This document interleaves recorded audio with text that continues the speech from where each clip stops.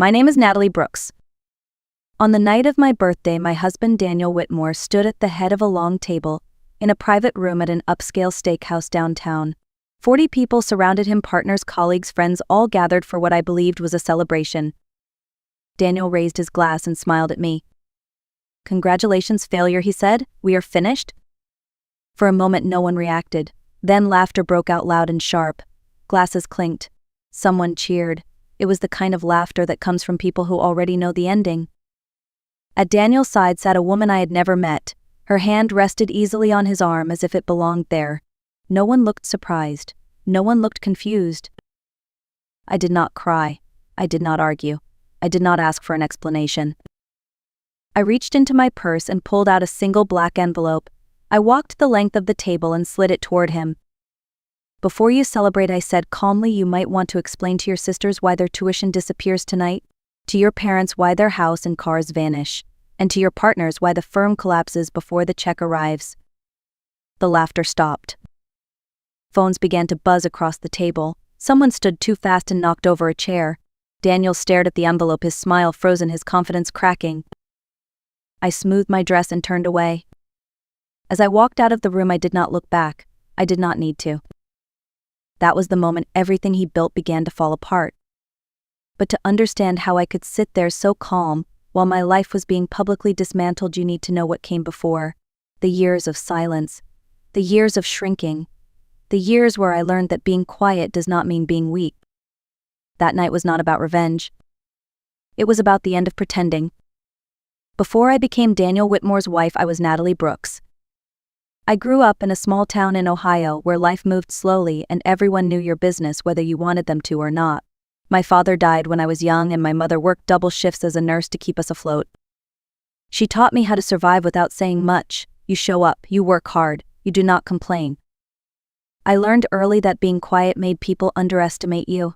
Teachers praised the loud, confident students while I sat in the back observing patterns and solving problems faster than anyone realized. Numbers made sense to me. They followed rules. They told the truth if you paid attention long enough. I carried that mindset through college and into graduate school. While others chased recognition, I focused on building things that work, models, system solutions that could turn uncertainty into clarity. I believed effort spoke for itself, that if you contributed enough, people would notice eventually. Looking back, I know how common that belief is, especially for women. We are taught to wait our turn, to be patient, to trust that fairness will arrive on its own. I did not see patience as a risk. I saw it as maturity. By the time I met Daniel, I was proud of my work but still uncomfortable claiming space. I was capable but careful, confident but quiet. That combination made me easy to overlook and easy to love for the wrong reasons. I thought I was building a future. I did not realize I was slowly learning how to disappear. I met Daniel Whitmore during graduate school at a small industry seminar. He was one of the guest speakers, confident, polished, the kind of man who spoke as if the future already belonged to him. After the session, he approached me with a question about a model I had presented earlier that day. It was specific, thoughtful, and rare. We started talking after that. Coffee turned into long walks. Walks turned into late dinners where he spoke about the firm he wanted to build. A place that would be smarter, faster, and more ethical than anything else out there. He said he wanted a partner. Not a helper, not a supporter, a partner. I believed him because I wanted to, because his ambition felt like direction and his confidence felt like safety. When he talked about success, he used the word we. When he talked about the future, he said together. When we married, it felt like momentum, not sacrifice. I imagined a life where our strengths complemented each other, his ability to lead and my ability to build. What I did not notice then were the small omissions. How he praised my intelligence in private but redirected credit in public. How partnership always meant contribution but never ownership. At the time, those details felt unimportant, like minor compromises you make when you trust someone. We moved quickly after the wedding, a larger house, a growing circle of professional friends, more expectations quietly settling into place. I stepped into the role everyone seemed comfortable assigning me, supportive, calm, reliable. Daniel liked to say I balanced him. What he really meant was that I made his life easier while he chased recognition. Back then I still believed patience was proof of love. I did not yet understand how easily patience can be mistaken for permission. From the outside, our life looked successful in every way that mattered. Daniel launched the firm not long after we married. A modern office downtown, glass walls, open layouts, the kind of place that suggested confidence and growth before anyone asked questions. Clients arrived in tailored suits. Investors listened closely. The firm expanded faster than expected. What no one saw was how that success was built. While Daniel spent his days pitching, networking, and telling stories about vision, I stayed behind the scenes building the seed vine that made those promises real. Late nights in our home office, turning raw data into models that could predict risk and opportunity with unusual accuracy. I did not support the firm. I built its core. The system identified patterns others missed. It reduced losses, increased returns, and gave Daniel the confidence to speak boldly. Every major account stayed because of it. Every profitable quarter traced back to work I had done quietly and alone. At meetings, Daniel explained my work using simplified language he had memorized. When technical questions came up, he redirected smoothly, then answered just well enough that no one pressed further. He introduced me as operations support, sometimes as his assistant, never as the architect. I smiled. I poured coffee. I adjusted slides. At home, I told myself this was temporary, that once the firm stabilized, once the pressure eased, he would acknowledge the truth, that love meant trusting the process. But the months turned into years and nothing changed. At dinners, people praised Daniel for his brilliance. He accepted the compliments easily as if they belonged only to him. I sat beside him, nodding politely, invisible in a room built on my work. I told myself recognition was not important. That teamwork meant shared success, even if the credit was uneven. Looking back, I see how familiar this pattern is. Women carrying invisible labor in marriages and careers, believing that patience will eventually be rewarded. The firm thrived. Daniel's reputation grew. And with every success, the distance between what I knew and what the world believed became impossible to ignore. That was when I began to understand how quietly a life can be rewritten while you are busy keeping things running. The first clear warning did not arrive with a fight or an accusation. It came on an ordinary day that felt like every other one. That morning, Daniel rushed through the kitchen, already dressed, phone in hand, barely noticing the coffee I had set out. He told me he needed the conference room ready early for an investor lunch, and left without waiting for my reply.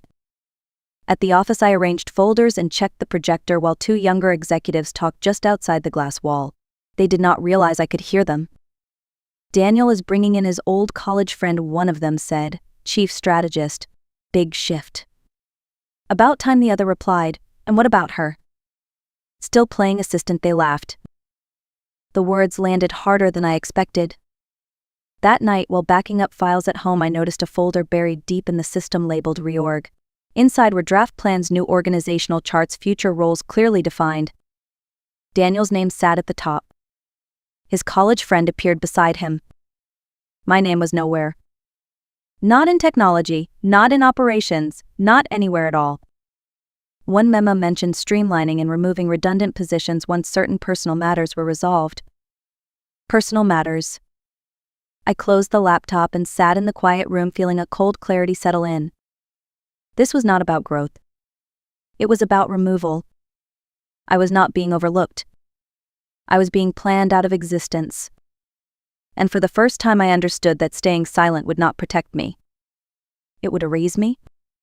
A few days after I found the reorg folder, I went to a small cafe near the office for lunch.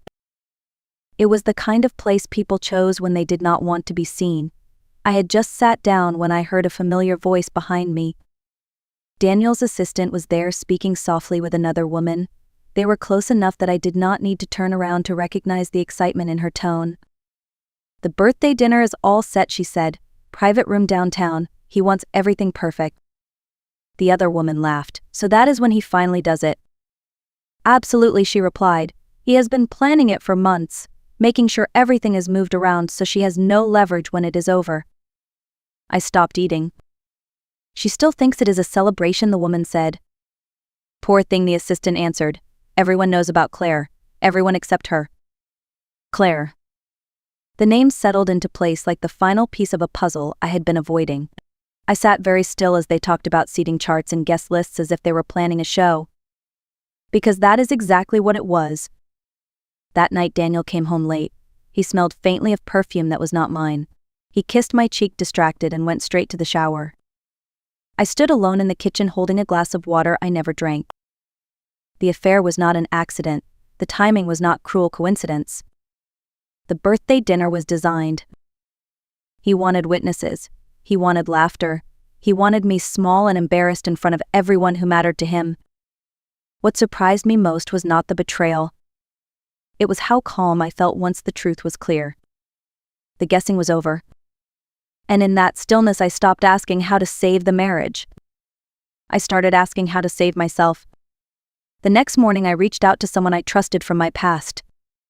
Her name was Rachel Miller. We had studied together in graduate school before she moved into forensic accounting. When I told her I needed to talk, she did not ask questions. She just told me where to meet her. I laid everything out. The reorganization plans, the affair, the birthday dinner meant to humiliate me. I spoke calmly as if I were describing a case instead of my own life. Rachel listened without interrupting. When I finished, she looked at me and said something I will never forget. "Natalie, he is not leaving you, he is erasing you." The words hit harder than any accusation. Driving home that night I did not cry. I did not feel angry. I felt resolved. For years I had tried to be patient, believing that loyalty would protect me. I finally understood that loyalty to someone who is dismantling you is not love. It is self-abandonment. I did not confront Daniel. I did not demand answers. I did not change my routines. I made coffee the next morning. I smiled through meetings. I nodded at family dinners. But inside something had shifted. I stopped trying to be understood. I focused on being prepared. Because when someone is quietly planning your removal, the only real mistake is letting them believe you will never notice. And I had noticed everything. I began at night when the house was quiet and Daniel was distracted or asleep. I did not rush. I treated it like every serious project I had ever built, with patience, structure, and clear boundaries. First, I protected my work. I separated my systems from the firm without changing how anything looked on the surface. Copies of code documentation and development timelines moved to encrypted drives. Patents I had filed years earlier under my own name were reviewed and updated. Ownership clarified. Nothing flashy, nothing illegal, just precise. Then I created distance. Through legal channels Daniel never questioned, I formed small holding companies. Ordinary names registered where paperwork blended into background noise. These were not weapons. They were shelters, places where my work could exist without interference. During the day I stayed invisible. I followed instructions. I attended meetings. I kept the rhythm of our life exactly the same. No one suspects a woman who does not make noise. Over the years I had helped Daniel's family with investments and trusts, education funds, property refinancing. I knew where everything connected, which agreements relied on trust rather than scrutiny. At a family dinner his father complained about the lake house loan. I offered a solution through an old contact. Better terms, fewer complications. They were grateful. They signed. Daniel's sisters asked for help optimizing their education trusts. I handled the paperwork efficiently. Everything looked cleaner, more secure than before. What they did not see were the threads tying everything together. Threads only I could pull. It was not sabotage. It was structure. Like pulling a single stitch from a sweater, nothing happens at first. Then slowly everything loosens. At night the weight of the secret pressed on me. There were moments I wondered if I had gone too far. Then I remembered the word redundant. This was not revenge. Preparation is not cruelty. Preparation is self-respect. And by the time Daniel realized what I had done, there would be nothing left for him to undo. A week before my birthday, my mother came to visit. She arrived on a gray afternoon with a small worn suitcase and the same steady presence that had carried me through childhood. Daniel greeted her politely, then announced he would be away for the weekend on a golf trip with clients. When the door closed behind him, the house felt quieter than usual. The next morning we sat at the kitchen table with coffee and eggs. Sunlight moved slowly across the counter. For once I did not rush to clean up. My mother looked at me for a long moment and asked a simple question. How long has he made you feel like you have to earn your place here? I froze. She did not accuse or raise her voice. She waited, and that was enough. The words spilled out. The reorganization plans, the affair, the birthday dinner, the quiet work I had been doing to protect myself. She listened without interruption, her hand resting over mine. When I finished, she nodded. Your father's first wife waited too long, she said softly. She thought love meant endurance. By the time it ended, she had lost more than money. She had lost herself. She stood and pulled me into a hug. We spent the afternoon gathering copies of documents, essentials, things I might need quickly. We hid them where Daniel never looked. When she left, she held my face gently. When you are ready, she said, you will not be alone. After she was gone, the house felt emptier. But I felt steadier than I had in years. The night of my birthday arrived quietly. Daniel laid out dresses on the bed as if he were choosing a costume for me. He told me to wear something appropriate for the occasion. I chose a simple black dress from the back of my closet, one I owned before him, when my clothes were about how I felt, not how I looked beside someone else. We drove downtown in silence. His phone kept lighting up and he angled the screen away from me. I watched the city pass and felt an unexpected calm settle in. The private room at the steakhouse was already full when we arrived. Partners, colleagues, friends, and their polished spouses filled the space. Every face belonged to Daniel's world, not one belonged to mine. He guided me to my seat near the far end of the table. His place waited at the head.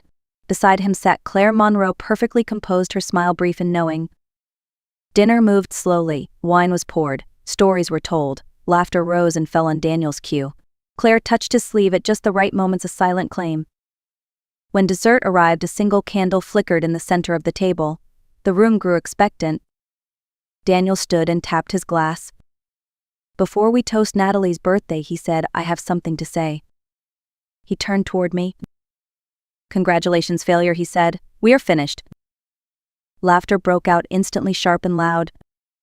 I stood. The sound faded as I walked toward him. I reached into my purse, pulled out a black envelope and slid it across the table. Before you celebrate, I said evenly, you may want to explain to your sisters why their tuition disappears tonight, to your parents why their house and cars vanish, and to your partners why the firm collapses before the check arrives. Silence filled the room. I turned and walked out without looking back. That was the last moment I allowed myself to be invisible. I did not rush when I left the restaurant. I walked down the hallway into the elevator and out into the cool night air. My phone began to vibrate almost immediately, but I ignored it. I crossed the street to my car and drove away without looking back. I did not go home.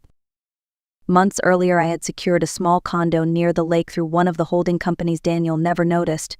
He assumed my occasional nights away were spent visiting my mother or staying at cheap hotels. The space was quiet and simple. It felt like a place that belonged to me. I made tea and opened my laptop. The dashboard lit up, one notice after another. Access permissions revoked, loans called in. Systems locking behind protocols only I could authorize. The firm platform went dark, first, backups failing silently behind it. Through the restaurant windows across the street, I could see confusion spreading. People standing. Phones pressed to ears. Daniel's father pacing. A tray drop. A chair knocked over. There was no sense of triumph. Only stillness. This was not destruction, it was consequence. For 2 days I stayed there in the quiet, letting the structure do its work. I ignored the calls and messages. On the third morning, the doorbell rang. Through the peephole, I saw Daniel. His suit was wrinkled. His face looked older than I remembered. I opened the door but stayed in the frame.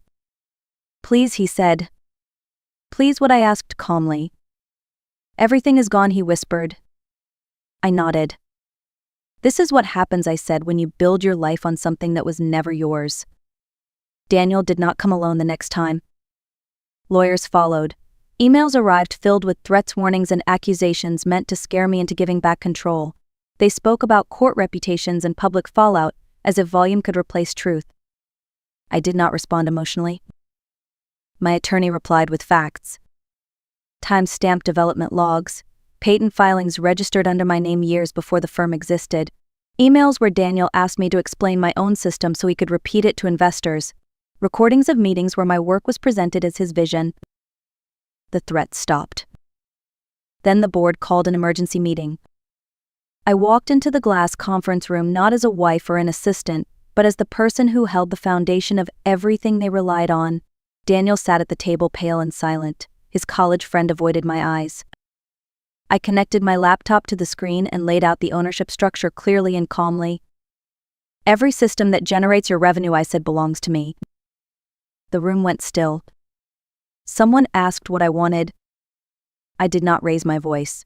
I did not negotiate endlessly. I gave them two options: a clean transfer on my terms, or the complete collapse of the firm once regulators and competitors stepped in. They did not argue. They signed. Not because I demanded power, but because they finally understood who had always held it. I did not stay after the meeting. Once the documents were signed, I closed my laptop, stood up, and walked out of the building without looking back. The glass walls, the long table, the echoes of old meetings all belonged to a life I had already outgrown. Within months, I sold the core system to a competing firm. The deal made headlines, but I did not celebrate it. The number mattered only because it bought me freedom. I leased a modest office overlooking the lake and started over under my own name, Brooks Analytics. No borrowed reputation, no shadows, just the work. This time I chose my team carefully. I hired women I had met over the years who reminded me of myself. Brilliant, overlooked, patient to a fault. Women whose ideas had been quietly used by others without credit. We worked side by side. Credit was named. Contributions were visible. No one disappeared so someone else could shine. Our first client signed within weeks. Then another. The returns outperformed anything Daniel's firm had ever produced, not because we worked harder, but because we worked honestly. For the first time, success felt clean. I was no longer trying to prove I belonged in the room. I was building a room where belonging was never questioned. That was the real beginning. Not of a company, but of a life that finally felt like mine. Several months later, I saw Daniel again by chance. It was at a business conference downtown. He stood behind a small booth for a minor advisory firm, wearing a suit that no longer fit quite right. His smile was polite, strained, offered to people who barely slowed their steps. When our eyes met, he looked away first. I walked into a full room to give my talk. I spoke about systems and strategy, but also about ownership. About how ideas are often born in quiet places and how easily they are taken when the person who built them stays silent. Afterward, women approached me one by one. Some shared stories that sounded painfully familiar. Others simply said thank you. With part of what I earned, I started a small foundation. Quiet grants for women whose work had been overlooked. Legal help to protect what they create. Mentorship without ego or conditions. I did not do it out of anger. I did it because no one should have to disappear in order to belong. Standing by my office window one evening watching the lake turn silver, I thought about how much my life had changed. I did not destroy anything. I dismantled what was false and built something real in its place. Sometimes betrayal clears the space for your truest self to emerge. And in that space, you do not just survive. You finally live. If this story resonated with you, stay with us at The Art of Revenge. Like, share, and comment below and tell us where you are listening from.